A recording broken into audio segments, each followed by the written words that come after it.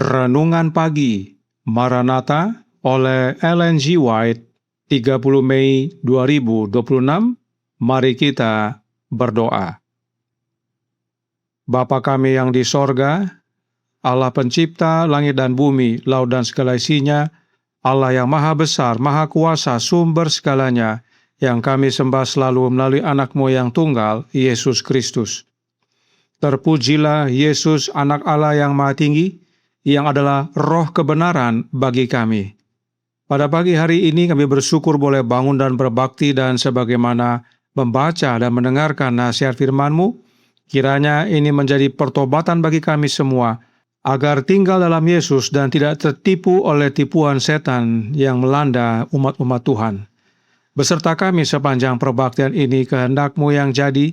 Ampun kami akan dosa dan salah, karena kami berdoa hanya dalam nama anak Allah yang tunggal, Yesus Kristus, yang adalah Tuhan dan Juru Selamat kami.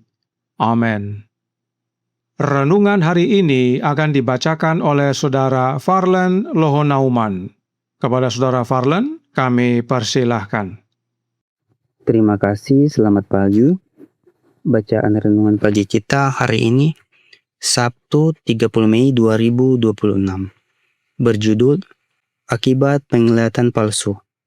Ayat intinya terdapat di dalam Matius 7 ayat 19 dan 20. Berbunyi, dan setiap pohon yang tidak menghasilkan buah yang baik, pasti ditebang dan dibuang ke dalam api. Jadi dari buahnya lah kamu akan mengenal mereka. Beberapa orang hidup pada masa itu, tahun 1890, menjadi skeptis, tidak percaya pada karunia gereja, tidak beriman pada kebenaran, bahkan tidak memiliki agama sama sekali. Inilah hasil pasti dari penglihatan-penglihatan palsu. Setan terus-menerus berusaha memasukkan yang palsu untuk menyesatkan dari kebenaran. Penipuan terakhir yang akan ia lakukan adalah menyidakkan kesaksian Roh Allah. Bila tidak ada wahyu, menjadi liarlah rakyat. Amsal 29 ayat 18. Ia akan bekerja dengan cara yang licik, melalui berbagai saluran untuk menggoyahkan keyakinan umat sisa Allah terhadap kesaksian yang benar. Ia akan membawa penglihatan palsu untuk menyesatkan, mencampur adukan yang benar dengan yang salah, sehingga orang menjadi muak dan menganggap semua yang disebut penglihatan sebagai fanatisme. Namun jiwa-jiwa yang jujur dengan membandingkan yang palsu dan yang benar akan mampu membedakannya. Tidak ada yang lebih merusak bagi jiwa, bagi kemurnian, dan bagi pengertian yang benar tentang Allah, serta hal-hal kudus dan kekal, selain terus-menerus memperhatikan dan meninggikan sesuatu yang bukan berasal dari Allah. Itu meracuni hati dan merendahkan akal budi. Kebenaran murni dapat ditelusuri kembali kepada sumber ilahi melalui pengaruhnya yang meninggikan, menyucikan, dan menguduskan karakter penerimanya. Sang penulis kebenaran berdoa kepada Bapanya, dan bukan untuk mereka ini saja aku berdoa, tetapi juga untuk orang-orang yang percaya kepadaku oleh pemberitaan mereka, supaya mereka semua menjadi satu, sama seperti Engkau, ya Bapa, di dalam aku dan aku di dalam Engkau, agar mereka juga di dalam kita, supaya dunia percaya bahwa Engkaulah yang telah mengutus aku. Yohanes 17 ayat 20 dan 21. Akan selalu muncul hal-hal yang menimbulkan perpecahan, menarik orang menjauh dari kebenaran.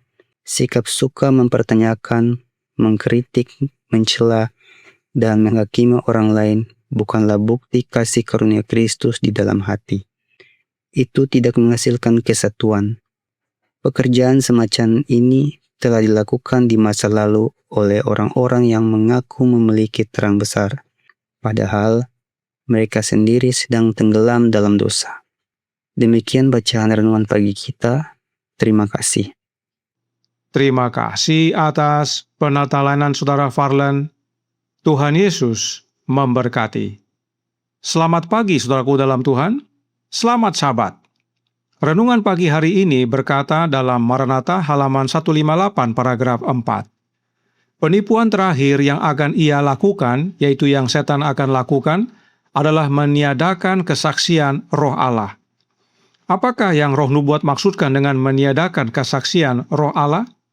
Testimonies for the Church, volume 4, halaman 211 paragraf 1 menjelaskan.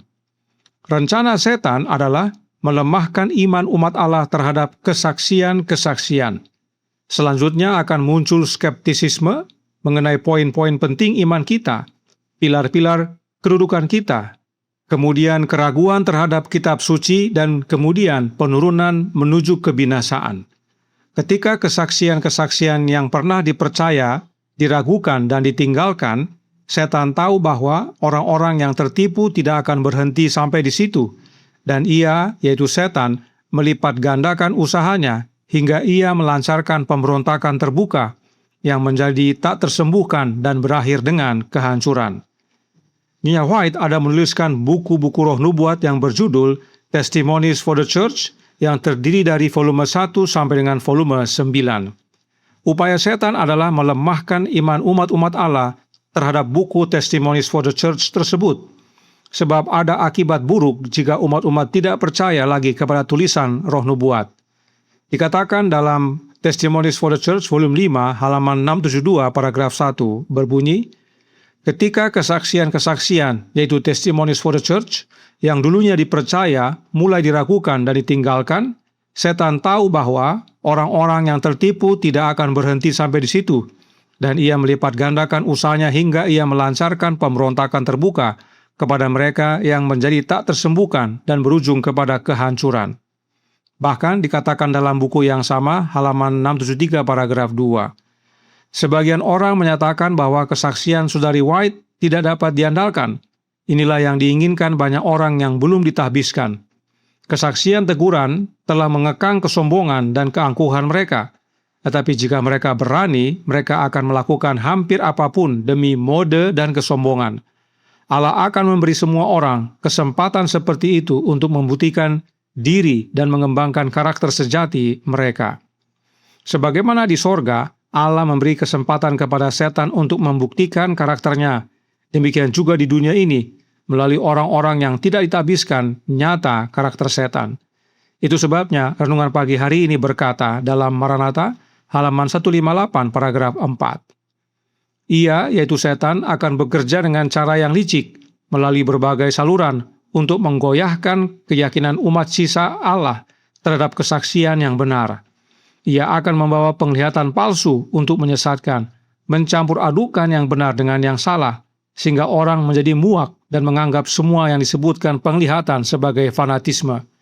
Namun, jiwa-jiwa yang jujur dengan membandingkan yang palsu dan yang benar akan mampu membedakannya. Bagaimana jiwa-jiwa yang jujur dapat membandingkan yang palsu dan yang benar? Dari buahnya lah mereka dapat mengenal yang palsu. Itulah yang ayat inti renungan pagi hari ini nyatakan. Itu sebabnya renungan pagi hari ini mengutip Yohanes 17 ayat 21 yang terdapat dalam Maranatha halaman 158 paragraf 5. Kebenaran murni dapat ditelusuri kembali kepada sumber ilahi melalui pengaruhnya yang meninggikan, menyucikan, dan menguduskan karakter penerimanya. Sang penulis kebenaran berdoa kepada Bapanya, dan bukan untuk mereka ini saja aku berdoa, tetapi juga untuk orang-orang yang percaya kepadaku oleh pemberitaan mereka, supaya mereka semua menjadi satu, sama seperti Engkau, ya Bapa, di dalam aku dan aku di dalam Engkau, agar mereka juga di dalam kita, supaya dunia percaya bahwa Engkaulah yang telah mengutus aku. Yohanes 17 ayat 20 dan 21. Hanya dengan tinggal di dalam Yesus kita menerima kebenaran yang murni. Bahkan oleh kebenaran itu yang adalah Yesus, karakter kita dikuduskan. Upaya setan oleh penglihatan palsunya dan membuat orang meragukan kesaksian Roh Nubuat adalah supaya banyak jiwa meninggalkan Yesus, meninggalkan kebenaran dan akhirnya binasa. Sebab kesaksian Yesus adalah Roh Nubuat. Di zaman sekarang ini tidak sedikit umat gereja Advent yang meragukan tulisan Roh Nubuat. Tidak sedikit yang mempertanyakan kesaksian Nyonya White. Oleh karenanya, Roh Nubuat ingatkan kita dalam Testimonies for the Church, volume 5, halaman 674, paragraf 2. Jika Anda kehilangan kepercayaan pada kesaksian-kesaksian ini, yaitu kepada Testimonies for the Church, Anda akan menjauh dari kebenaran Alkitab. Saya khawatir banyak orang akan mengambil posisi mempertanyakan dan meragukan, dan dalam kesedihan saya atas jiwa-jiwa Anda, saya ingin memperingatkan Anda. Berapa banyak yang akan mengindahkan peringatan ini? Saat ini Anda memegang kesaksian-kesaksian ini. Jika ada satu kesaksian yang diberikan yang mengoreksi kesalahan Anda, apakah Anda akan merasa bebas sepenuhnya untuk menerima atau menolak sebagian atau seluruhnya? Bagian yang paling tidak ingin Anda terima justru adalah bagian yang paling dibutuhkan. Inilah masalahnya dengan umat-umat Allah. Kita pilih-pilih tulisan Roh Nubuat, mana yang kita mau ikuti dan mana yang ditolak. Yang sesuai dengan pemikiran kita diterima, namun yang tidak sesuai ditolak. Itu sebabnya selalu muncul perpecahan hanya gara-gara tulisan Roh Nubuat. Oleh karenanya, tinggallah di dalam Yesus. Sebab tulisan Roh Nubuat adalah kesaksian Yesus. Biarlah Yesus tuntun kita ke dalam seluruh kebenaran, hidup kita dikuduskan dan menghasilkan buah-buah pokok anggur yang benar. Tuhan memberkati, saya bawa dalam nama Yesus. Amin. Mari kita berdoa. Bapa kami yang di sorga, Allah pencipta langit dan bumi, laut dan segala isinya, Allah yang maha besar, maha kuasa, sumber segalanya, yang kami sembah selalu melalui anak-Mu yang tunggal, Yesus Kristus. Terima kasih atas nasihat penting pada pagi hari ini, bahwa setan berupaya dengan segala macam cara, termasuk adanya penglihatan palsu, agar umat-umat Tuhan meragukan tulisan Roh Nubuat, khususnya Testimonies for the Church, agar banyak umat Tuhan yang akhirnya meninggalkan Alkitab, meninggalkan kebenaran, meninggalkan Yesus, sebab itulah kebinasaan. Karenanya tolong kami ya Bapa, karuniakanlah roh anak-Mu dalam hidup ini, agar kami semua yang percaya membuka hati dan menerima Kristus yang adalah roh kebenaran. Sebab Roh Nubuat adalah kesaksian Yesus, dan Yesuslah yang dapat tuntun kami dalam memahami tulisan Roh Nubuat dan percaya akan tulisan tersebut.